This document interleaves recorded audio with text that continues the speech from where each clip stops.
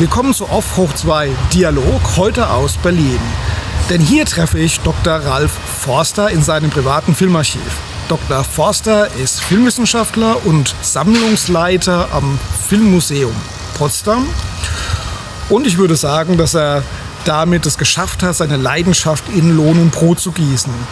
Neben zahlreichen Publikationen und Vorträgen zum Thema Filmgeschichte kennt sich Dr. Forster auch sehr gut aus mit dem Thema Normal 8 und Super 8 Heimkino in der DDR. Und zu genau dem Thema habe ich ein paar Fragen, denn das Heimkino in der DDR hat ja real existiert und war präsent bis in den Beginn der 1990er Jahre. Ja, guten Tag, Dr. Forster. Hallo. Vielen Dank, dass Sie sich für das Interview bereit erklärt haben. Heute geht es ja um Heimkino in der DDR, um den Kauffilm auf Normal 8 und Super 8. Und der Bedarf an Filmkopien für das Zuhause bestand ja anscheinend auch damals in der DDR. Was schätzen Sie, hat dazu geführt, dass der VEB, also der volkseigene Betrieb DEFA, damit begann, solche Produkte für seine Bürger zu produzieren? Die Geschichte ist die, dass DDR-Betriebe 1953 per Gesetz oder per Dekret, wie auch immer, dazu aufgefordert wurden, eine Abteilung Bevölkerungsbedarf zu installieren. Das war eine Idee, ich glaube, sie entstand nach dem 17. Juni 1953, dass mehr Konsumgüter in der DDR in den Handel kommen sollten und die damals sehr auf Schwerindustrie ausgerichtete Wirtschaft damit in die Lage versetzt werden sollte, zu reagieren, also etwas in den Handel zu bringen. Und die Auswirkung war, dass eine Abteilung Massenbedarf in der DEFA eingerichtet worden ist und eigentlich ja nicht in der DEFA als Produktionsbetrieb, sondern in den DEFA-Kopierwerken.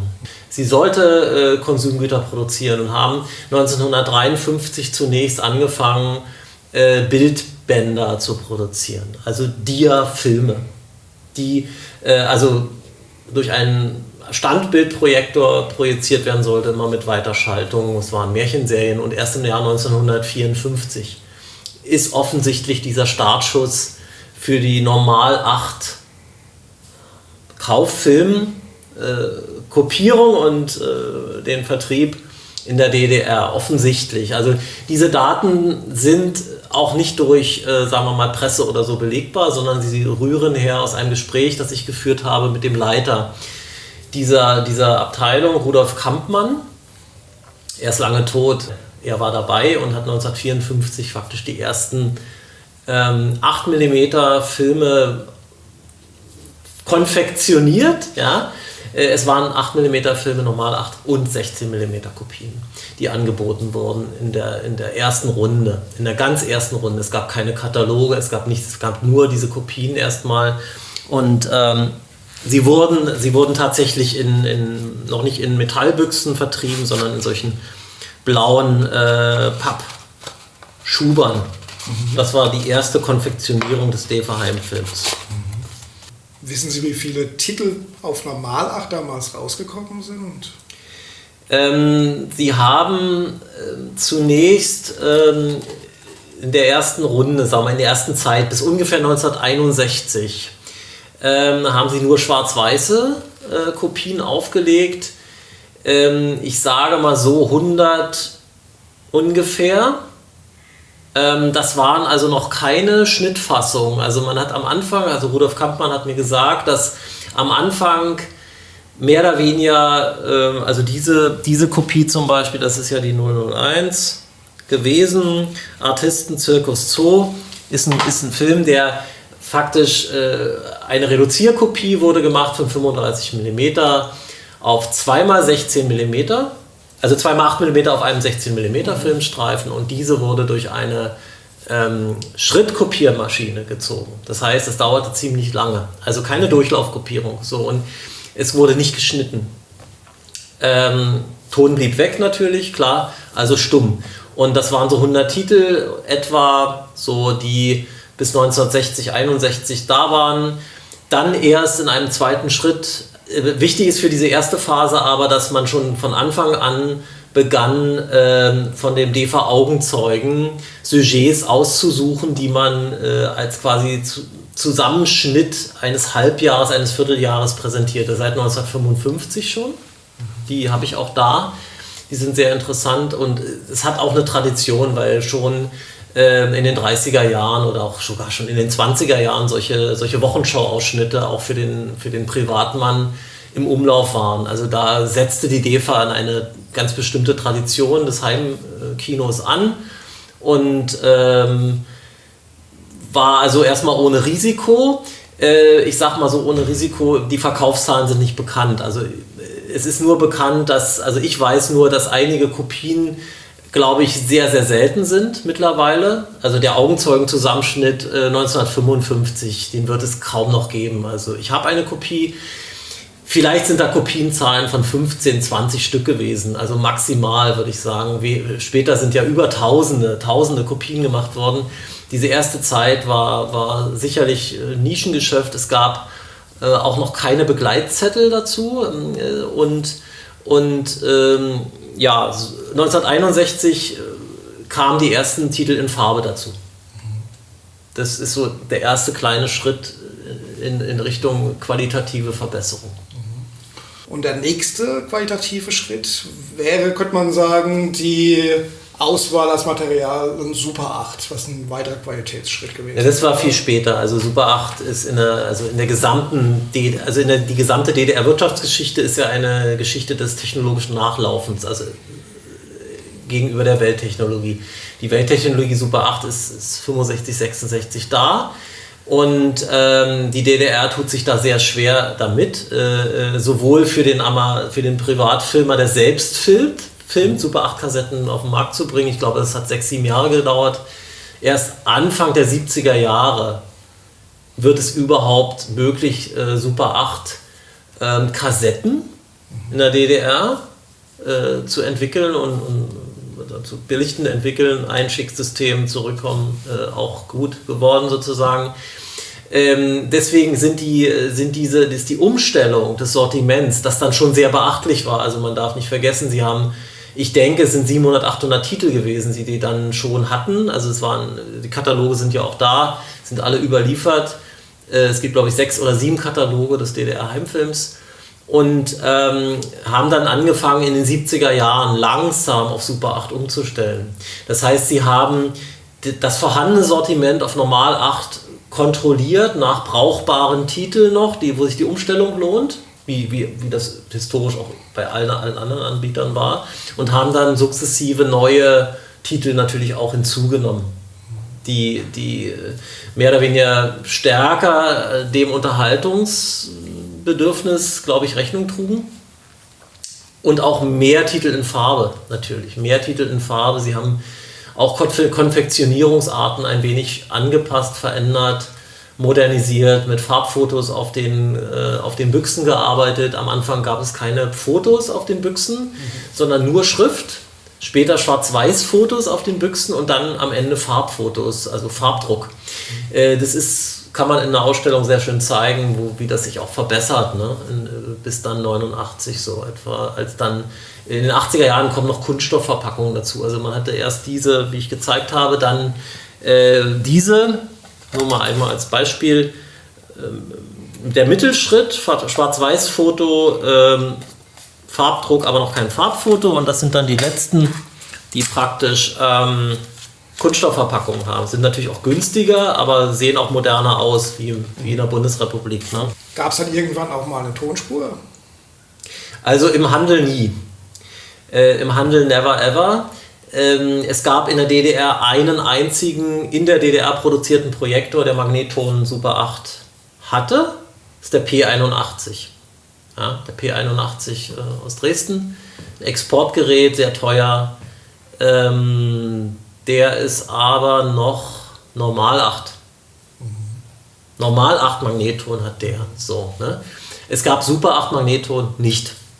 Definitiv. Warum? Weil sie Ich glaube, aus Gründen der wirtschaftlichen Leistungskraft es nicht probiert haben. Sie hätten einführen müssen. Also die Entwicklung, also etwas nachzubauen, das wollten sie nicht. Sie hätten es nachbauen können natürlich. Irgendein Gerät, weiß ich nicht, von Braunbauer, was auch immer. Also sie hätten irgendwas nachbauen können, das haben sie sich nicht getraut, wie die Sowjets. Sie wollten nicht nachbauen. Die ganze Projektorenfertigung war aus der DDR sowieso laut RGW-Beschluss verbannt. Also es gab keine Schmalfilmprojektoren aus DDR-Produktion mehr in den 70er Jahren, weil der RGW war so strukturiert, dass jeder eine Spezialisierung haben musste. Also sie haben dann die Wirtschaft in diesem Ostsystem so umgebaut, dass bestimmte Länder bestimmte Wirtschaftszweige spezialisieren sollten und andere dafür stilllegen sollten. Und das betraf die DDR insofern, dass die reiche, sagen wir mal, filmtechnische Industrie totgelegt wurde. Also es durften die Fotokameras, Praktika und so weiter in Dresden weiter produziert werden, aber zum Beispiel die ganze Schmalfilmproduktion, ne? Also Projektorenproduktion, Kameraproduktion, AK8, ne, die wir kennen, die schöne AK8-Kamera, die so beliebt war in den 50er Jahren. Es durften keine Nachfolgermodelle mehr gebaut werden. Also in der DDR wurde eingeführt, russische Technik, tschechische Technik, das war's. So, und das war alles stumm. Das war alles stumm. Insofern konnten die Heimfilme auch nicht mit Ton verkauft werden, weil es gab nur... Wer Kontakte hatte in die Bundesrepublik, konnte sich einen Tonfilmprojektor kaufen. Insofern machte es keinen Sinn. Es haben Leute privat, es gibt auch solche Filme in meiner Sammlung, dennoch über private Fotostudios, die westliche Bespurungsmaschinen sich gekauft hatten, Magnetronbespurungsmaschinen, haben sie sich eigene 8mm Tonfilmkopien gebaut mit DDR-Heimfilmen. Das ist ein ganz besonderer Schatz natürlich, also Toncollagen, selbst raufgesprochene Kommentare, Dialoge nachgestellt von Spielfilmen, also alles Mögliche. Ja. Aber alles so handgemacht? Alles selbst gemacht, beziehungsweise vom Tonband Musik unterlegt, aufgespielt, mit einem bundesdeutschen westlichen Projektor, wo das ja ging, man konnte Ton aufspielen, auf leere Magnettonspuren. Ne? Ja, also man sieht die ab und zu. Ne? Ja, ja. Da steht da dabei, Ton mit Ton, Ausrufezeichen, und dann ist das aber so ein selbstgemachtes Produkt. Ja, das gibt sicherlich auch in originär bundesdeutschen stummen Kopien, dass Leute dann das so aufgewertet haben, indem sie dann gesagt, der hat mir besonders gut gefallen. Da gibt es gar keine Tonfassung von, zum Beispiel von der Kopie, da gehe ich zu dem Bespurungsservice, den es natürlich mehr gab in der Bundesrepublik. In der DDR gab es, glaube ich, 2-3 Maschinen. Also es gab wirklich ganz, ganz wenig, die sich das leisten konnten. Die waren sehr teuer, die Bespurungsmaschinen, glaube ich, und gab es auch nur von 2-3 Firmen. Und die mussten rüber über die Grenze. Das war alles also sehr kompliziert und du brauchtest Devisen als Fotostudio und dann, klar, und dann hast du DDR-Geld dafür eingenommen nachher am Ende. Also das gab es in Ausnahmefall. Ne? Wie lange lief denn so ein Film? Naja, die hatten auch ziemlich strikt Konfektionsmodelle entwickelt. Ich unterscheide immer in 30 Meter, 45 Meter, 60 Meter. Das war das Grundsortiment. So. Sehr viel später kamen dann 120 Meter noch hinzu. Wir hatten ja vorhin hier mal reingeguckt, die historischen Filme, manche Kopien sind eben 120 Meter schon lang, ne? Ungefähr, wenn die 18 Bilder fahren, sind sie 20 Minuten, ein bisschen mehr vielleicht so. Das war die strenge Konfektionierung, die entsprechend in den Katalogen auch Festpreise waren. Also da waren Festpreise hinterlegt, die in den Katalogen ablesbar sind, die sich in der Preisintensivität eigentlich nicht unterscheiden von der Bundesrepublik. Also in der Bundesrepublik kosten ja 120 Meter, ich habe noch mal ein paar vergleichende Kataloge mitgebracht, 120 Meter Interpathé mit Ton 149 €. Genau. So. In der DDR kostete 60 Meter, ich glaube 31 Mark stumm. Farbe. Schwarz-Weiß war ein bisschen weniger. Wenn ich das jetzt aber vergleiche, in der DDR hat also ein sehr gut ausgebildeter Facharbeiter in den 60er Jahren 800 Mark verdient, vielleicht auch nur 750. Nebenkosten waren geringer, Bundesrepublik hat er vielleicht 1400, 1600 verdient, vielleicht, nicht, war ja noch nicht so auch, dass die Löhne so explodiert waren, da muss ich sagen, also das ist schon ähnlich. Ja, das ist schon ähnlich, also ähnlich anspruchsvolles Hobby, preisintensives Hobby, was es nicht gab in der DDR, was ja in der Bundesrepublik war, der Leihdienst. Also ich konnte keine Kopien leihen in der DDR. Also ich konnte sie tatsächlich nur kaufen. Es war meine private Kopie, die waren auch zugelassen, nur für privat. Ja, also logisch, wie in der Bundesrepublik auch, konnte ich nicht kommerziell verwerten. Ja, soweit erstmal zu Ihrer Frage. Achso, dann gab es noch die ganz kleinen, also das will ich gar nicht verschweigen. Der ist kleiner. Das ist die ganz kurze. 17,5, glaube ich, ne? Knapp 20 Meter ist der. Die Reisemagazine, die sind noch kleiner. 20 Mark.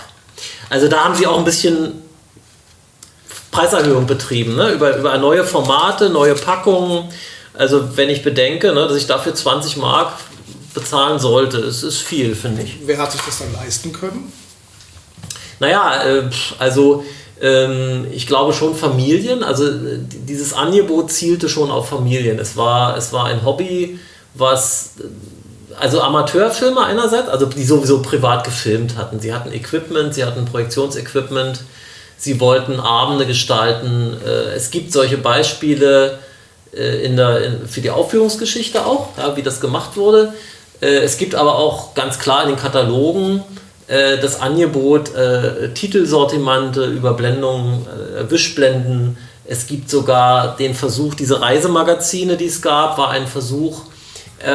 Sie haben festgestellt, dass die privaten Aufnahmen nicht gekonnt sind. Also wenn ich am Balaton war und habe praktisch meine Familie gefilmt, gab es immer wieder offensichtlich Leserbriefe oder an das Kopierwerk gesendete Briefe, die gesagt haben, es wäre schön, wenn Sie uns Bilder bereitstellen würden auf Super 8, die einfach den Balaton zeigen, damit wir unsere privaten Aufnahmen selber schneiden können und das andere zwischensetzen können. Und so kamen diese Reisemagazine zustande. Sie haben dann gesagt, okay, dann machen wir 20 Meter Reisemagazin und der Amateurfilmer kann das mischen, ja, stumm, und schneidet sich das zu Hause zusammen und es sieht aus wie ein eigener Film, aber die Hälfte ist sozusagen gekauft.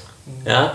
Also man zielte schon auf diesen Privatfilmer, der seiner Familie was zeigen wollte, und das Programm des DDR-Heimfilms war ein familienorientiertes, sehr viel Trickfilm für Kinder.